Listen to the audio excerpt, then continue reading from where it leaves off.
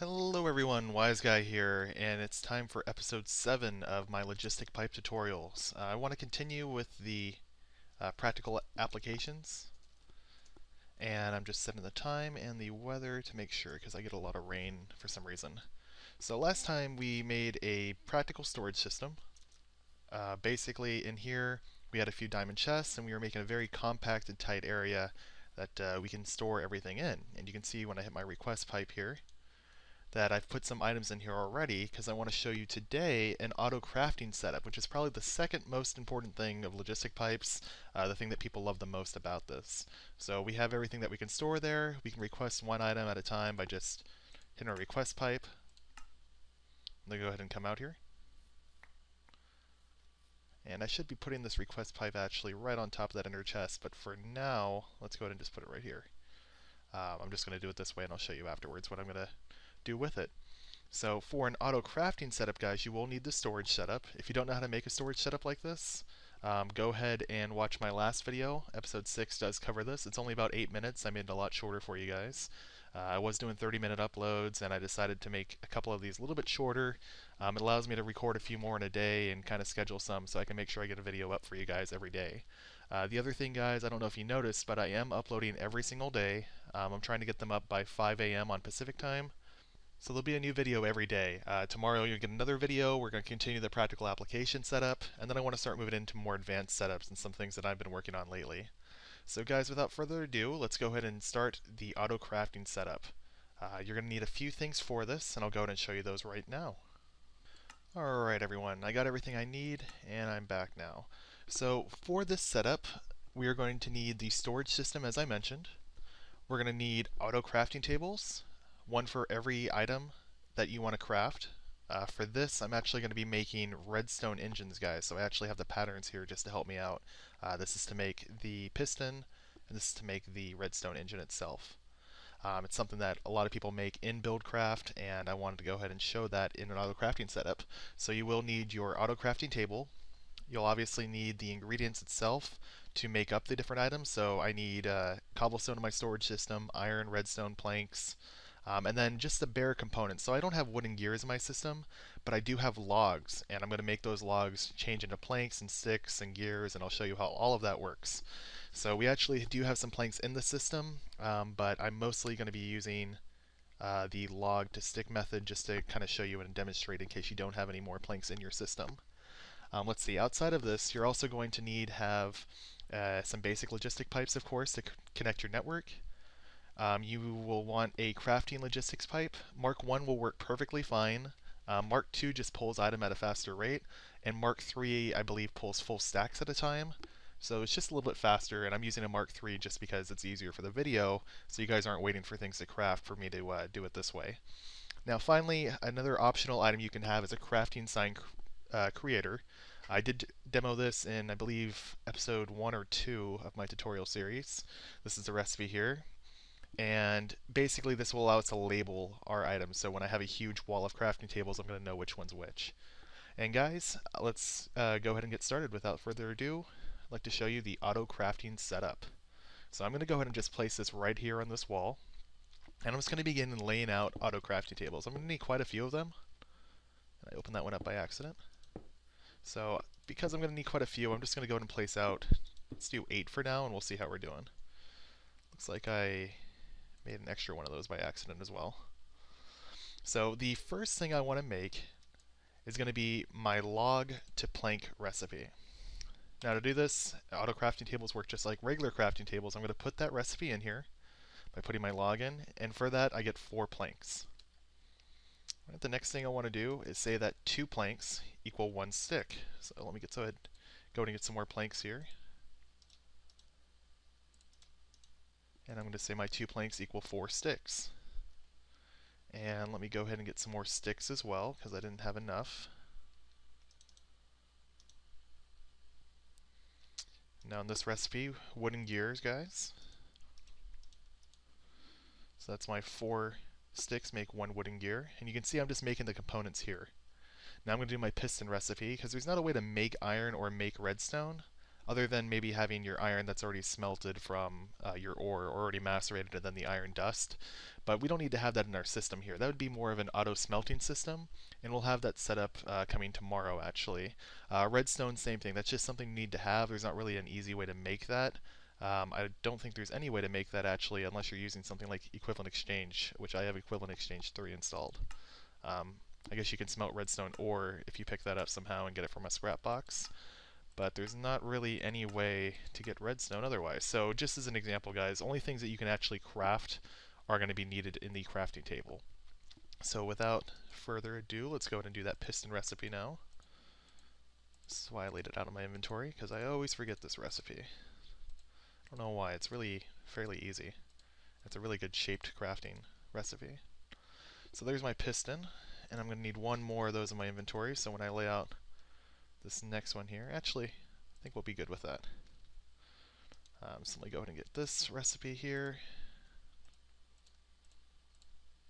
Put my piston in, the 2 gears, piece of glass, and let me double check my Redstone Engine recipe, because I think I forgot something. 2 wooden gears, piston at the bottom, glass. Oh, okay, I flipped these. There's my Redstone Engine. Now guys, I'm going to take my crafting logistic pipes. Normally you would have a stack of these, but right now I don't need the stack because I'm in creative mode. And I know we didn't use all of these AutoCrafting tables, but I do want to just go ahead and hook up pipes now just to demonstrate this next part. So this is my crafting sign creator, and when you right click on a pipe, it'll tell you what's in it. So you can see that right now all of these pipes are empty, and that gives you a really good reminder of the next step we need to do. Now if you guys saw my other episodes, you'll notice that on crafting pipes you actually need to open this interface up and tell it to import what's on the crafting table. You can also do this manually, but I like just importing because it's a lot easier. So we're going to import this, and it tells me with 1 log it will output 4 planks. On this one as well, we can import that, and we'll get our sticks. And you can see, guys, that these signs are populating themselves. So you can kind of keep your wall in check and make sure you don't duplicate recipes or take out recipes you really don't need anymore. And these ones, you'll notice that I can't import anything, but if I do add something into this crafting table later, it will go ahead and work for me to go ahead and just import this. So for example here, if I wanted to make a stone gear, just in case I'm going to need that as well, let me get some stick. Actually, let me get a wooden gear, I guess, because there's no reason to make one when I have creative. And for some reason I can't find it here, guys, bear with me. There we go. So we know a stone gear is like this. That's something a lot of people make a lot of. And we can kind of see now when we import this, now there's a stone gear there as well. So I just put these for expandability. Maybe in later episodes I'll use those, or I can put more along the sides here too.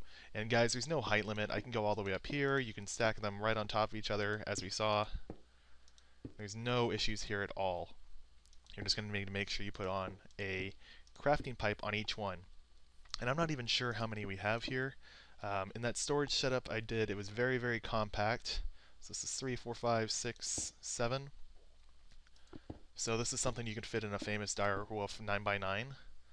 This is 7 by however much as you want. Let's see, this is 7 by 3, 4, 5, 6. So you can actually have a whole nother set of chests on that end, and you'd be able to fit this in a 9x9 with covers on the walls. So it just kind of gives you an idea, I guess, of the compact portion of this. And again, they're completely stackable. You can put them just like this if you needed to, with another AutoCrafting table here and a pipe here. You'd have to break the sign. You wouldn't be able to label them, but you can do this as well if you need to, and it gives you more options. So it's just another idea. The pipes can be placed on the sides, underneath, anywhere you like, so it doesn't really matter from that point. And really, guys, the only thing left to do here is just to go ahead and link this system to our existing network.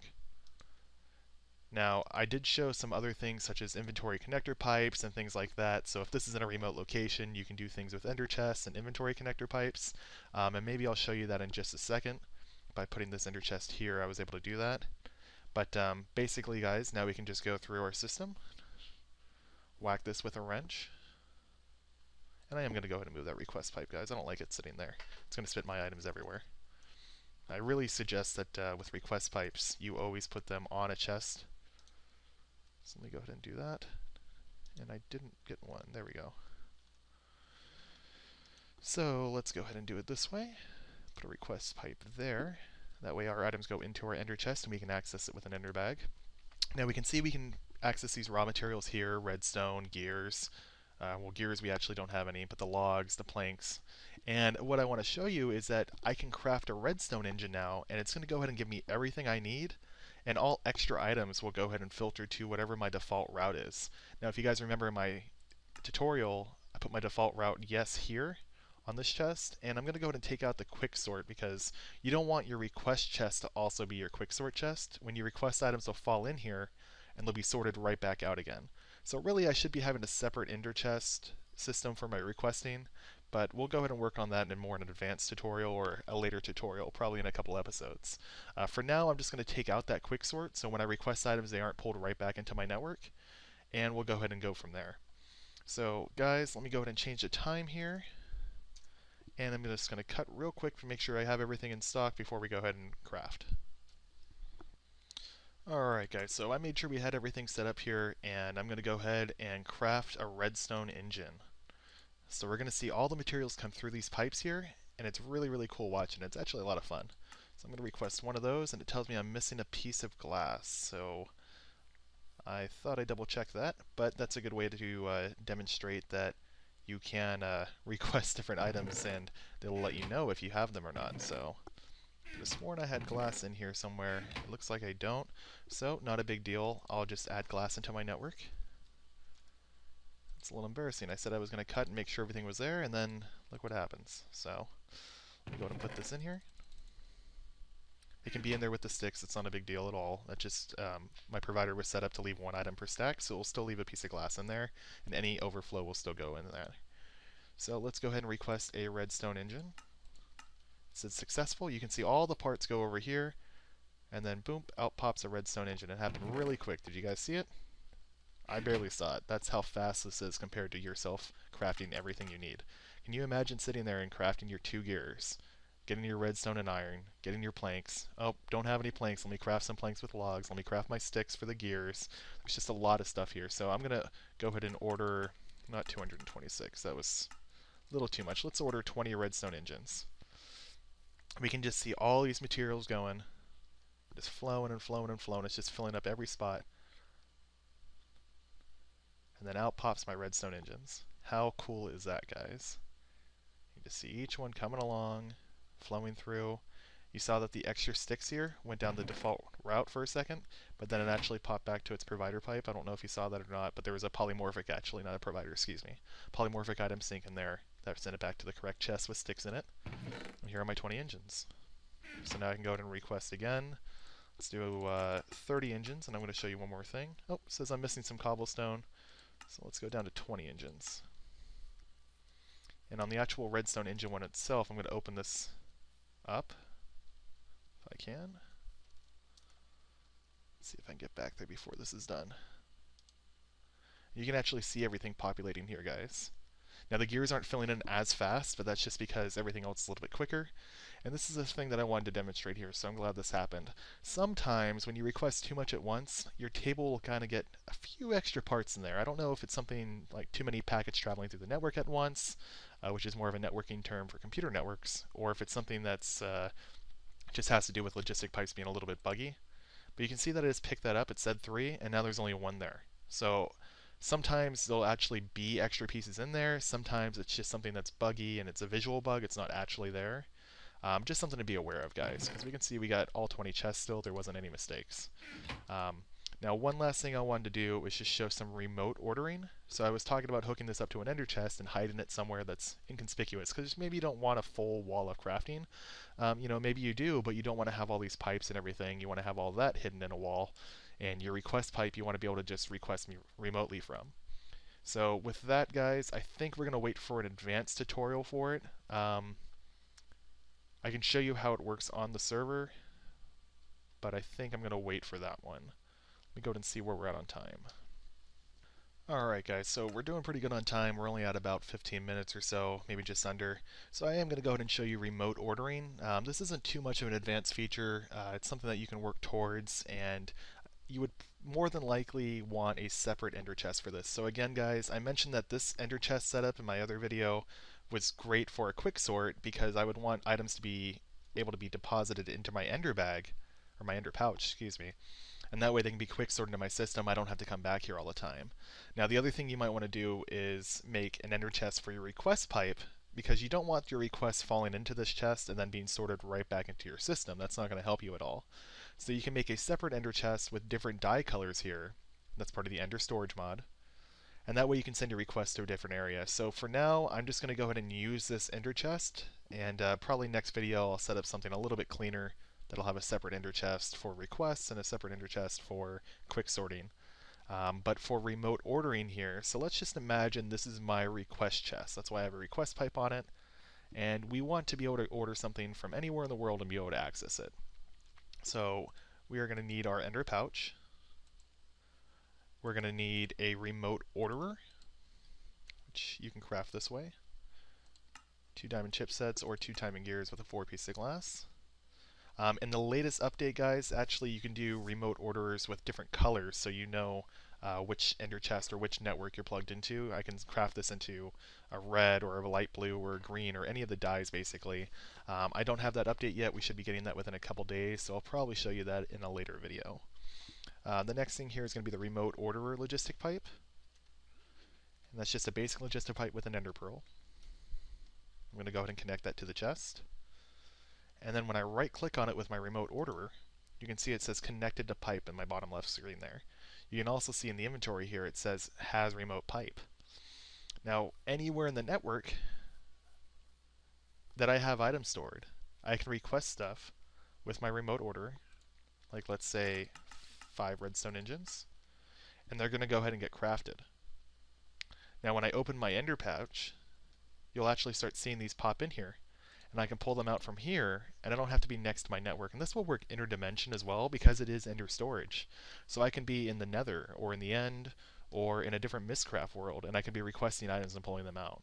So it's very, very, very useful, guys. I considered it more of an advanced feature because of the extra diamonds required, but I wanted to go ahead and show you that just to kind of give you an idea of some other setups you can do with this to do remote ordering of your requesting for your storage area and then your crafting as well.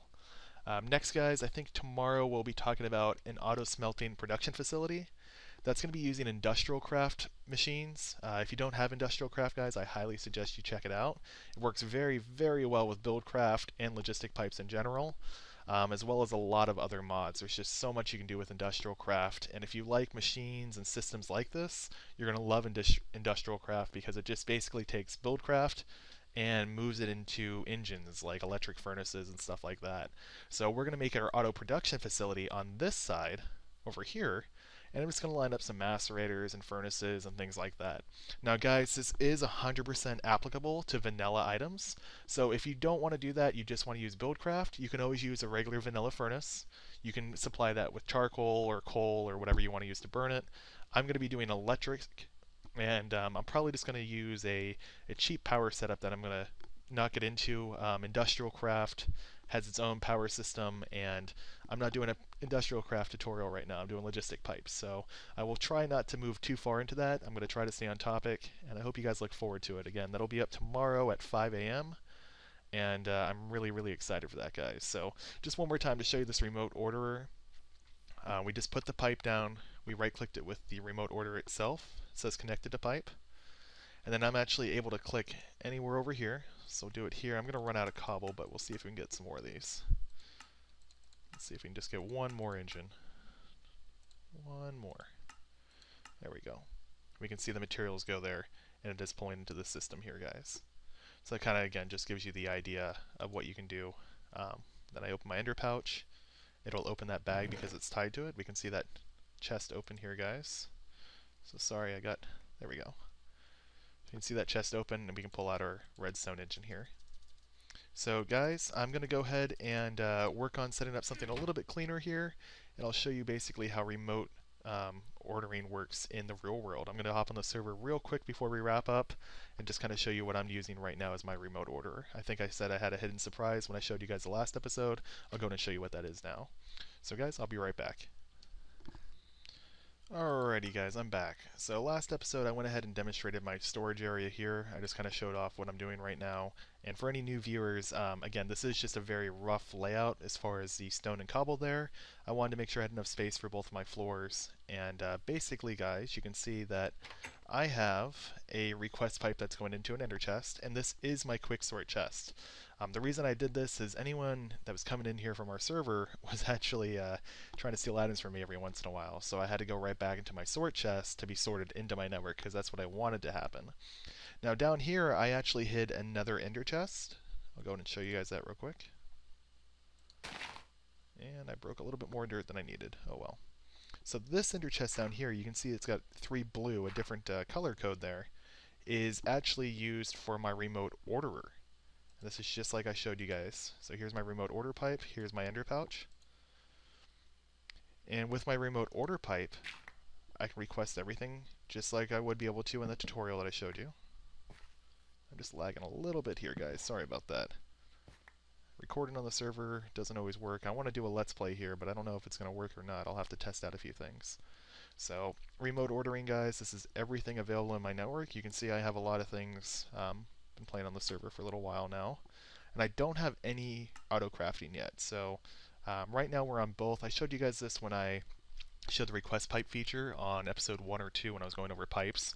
If I change this to craftables, the only craftables I have are things from my auto plant farm, my auto tree farm, excuse me, to make plant balls, compost, and basically eventually make hummus. These are the things that I need to be able to craft. Otherwise, everything else is just things that I can supply right now, and you can see I have 26 auto crafting tables because I do plan on making my auto crafting setup just like I did previously. Now in this world we do have Mistcraft portal set up, so I wanted to show you that I could request everything from here and then pull out of my ender bag. But then I can also go into a Mistcraft world. So let's say the nether here. This is going through a Mistcraft portal, not into a new dimension. And I'm following into the nether. So here we are in the nether now, and I can go ahead and request something here. Like let's say, I don't know, let's request something I don't need too much of. Let's request a piece of cooked chicken. Maybe I'm getting really hungry down here in the nether. I can open up my ender pouch, and it's right here guys. So it just kind of shows you again the practical setups that you can do here. I don't know if you've ever gone into the nether before and had been starving, or you gone into the nether and you need something like maybe some extra cobblestone to make a bridge over lava like I had to do over here. But again, it just kind of gives you an idea. Now guys, if you're wondering about the lava moving down there, I'm actually draining the nether with a pump inside of here. I guess I have to go in here anyway, so I'll show you. My lava tank setup is using Mistcraft portals and Railcraft to load a cart that sits on this holding track with lava, and then it goes through here and pumps into my lava tank. I'll probably do a tutorial on this later guys, maybe something you'll see in a few days. I really want to focus on logistic pipes right now. So here's my lava tank cart, and that'll go back in there, and again this is from Railcraft, and then also using the Mistcraft portal with the quartz crystal, and then it goes into the nether and uses these iron tank here from Railcraft to get lava. And I'm using that lava for geothermal generators and for some thermal expansion machines that are right over here. Just a lot of uses guys. So really want to get a let's play going on. It's just something that I can't do yet. I know I'm kind of rambling here guys. If you want to stop the video, I think that's going to be it. So over here is my auto crafting smelting area. My auto crafting will probably be on this wall closest to me. And I'll show you guys all of that too once it's set up. And again, tomorrow you'll see this tutorial here on how to do an auto smelting setup like this. So guys, without further ado, hope you enjoyed the video. If you do have any questions, please leave some comments. I know I've answered quite a few of them. Bad Hard Day, I believe, Bad Hardba. I apologize if I'm mispronouncing your name. I know you had some questions on entrance and destination pipes. That'll be coming. I know you asked about some of the other newer features that have been coming out in this build of logistic pipes, and I'm going to be covering that in the next few days too, I hope. So guys, thank you again for watching, and have a great day.